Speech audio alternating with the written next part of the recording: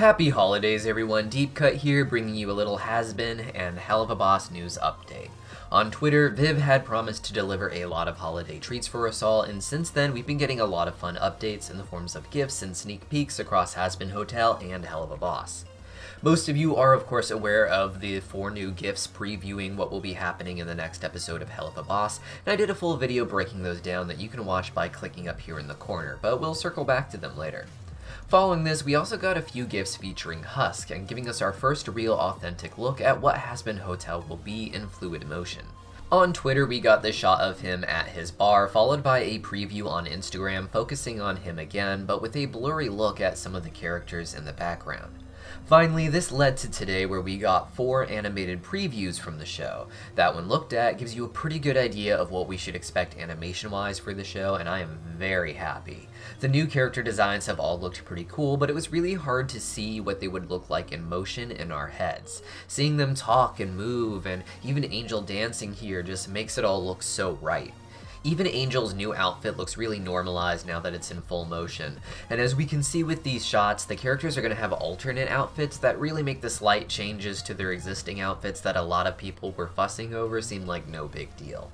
To start, I'd like to talk about this cool shot featuring Serpentious, Angel, and Vaggie. In the redesigns, Vaggie, of course, is shown to be wearing a very updated outfit, one that adds a lot more color to her otherwise gray appearance. This change, however, involves a hotel uniform and not something from her natural wardrobe, so Vaggie in particular is someone I expect to see in a lot of different outfit swaps, depending on what the situation realistically calls for. While Angel is walking around fully suited here, Vaggie looks to be wearing a nightie and is likely out here addressing some sound that woke her up. Vaggie is carrying her spear, which looks very different from the pilot, but a lot more cool. This spear is theorized to be an Angel's weapon, such as the one seen in the pilot, something we know can be bought on the black market, or just scooped up the morning after an extermination.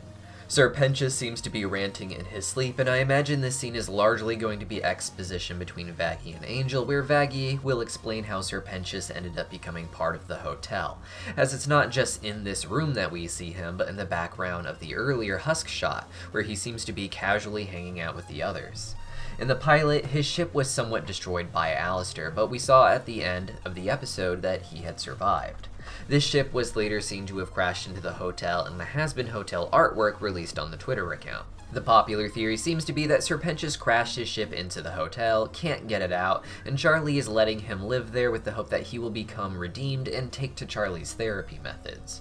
Angel probably is not too happy about it, and Vaggie doesn't seem to trust him and is keeping a close eye to kick him out once she can prove to Charlie that he isn't worth it. In one very amazing gif, we get a comedic look at Husk closing a door, Vaggie getting ready to throw Nifty, and Charlie protecting her. In the background, buildings are destroyed and smoke is rising, so it looks like some major destruction just happened, and it was probably Nifty's fault if Vaggie's trying to throw her. We know she is supposed to be cute but have a really dark side, and who knows how powerful she may really be because of that. She is friends with Alistair after all, who is extremely powerful. With Charlie protecting Vaggie, I feel like we're going to see this first episode being largely about reintroducing the cast, but as the thorn in Vaggie's side while Charlie tries to protect them. This would set up the basic premise of each episode, Vaggie being over alert and ready to kick them out, and Charlie having to constantly defend their mistakes to Vaggie, and explain how each sinner gets an opportunity to grow from it, with Charlie of course having to face more and more harsh realities about them, as they have whatever little outbursts. Earlier, we talked about this shot of Angel dancing, very similar to in the Addict music video, and with him in an alternate outfit for the occasion. Despite staying at the hotel, we've known for a while now that Angel is going to keep working for Valentino. His goal is to save enough money staying at the hotel to escape Valentino, but as he gets more money, he's likely going to spend even more of it on his angel dust, making his problem inescapable, no matter how much help he gets until he can control his addiction. This clip really just gives you a good example of what the show will be doing in motion, and it finally feels like the Hazbin Hotel series is coming to life. Finally, the 4th GIF in the set is one that features not just Alistair in motion, but Vox as well. Alistair appears to be in his little radio tower that we can see from the redesign model is attached to the hotel. Alistair, as the overlord of radio, appears to have control over the entire industry, being the only one allowed on the radio waves, or else channels he doesn't boot off or overpower because they follow his pattern of early radio hosting. Vox is someone we know to follow Alistair around quite a bit, something seen in the Hazbin Hotel prequel comics even, though we should take all the information presented in these with a grain of salt, as a lot probably has changed since making these comics and the upcoming release of the series. In these comics, Vox is seen spying on Alistair through TV screens, and according to early live streams, Vox has the power to travel through TV screens with electricity. Anytime Vox wants, he could just pop up in Alistair's life through any TVs that are nearby, and this is probably part of the reason why Alistair doesn't like having a TV around at all, as well as just hating the entire industry for what it did to radio, of course. Vox is well known for helping overlords like Velvet and Valentino get their industries thriving through his control of screens and technology, and I imagine his real goal is to get Alistair to join in his business empire and modernize the radio industry, instead of letting it die to be what it was back when Alistair was alive, something people don't quite want anymore even in hell. Podcasts are big these days, and I wouldn't be surprised if Vox is trying to open Alistair to the idea of putting these types of interviews and sponsorships on the radio. In addition to all this Hazbin Hotel goodness, we also got more Helluva Boss goodies too. I mentioned earlier that we got 4 gifts of the upcoming episode of Helluva Boss that appear to feature Moxie and the gang in the Greed Ring visiting Moxie's family, as well as introducing us to Chaz, a shark demon in the Greed Ring, a lone shark perhaps, who appears to have a sexual interest in Moxie and something of a history with him.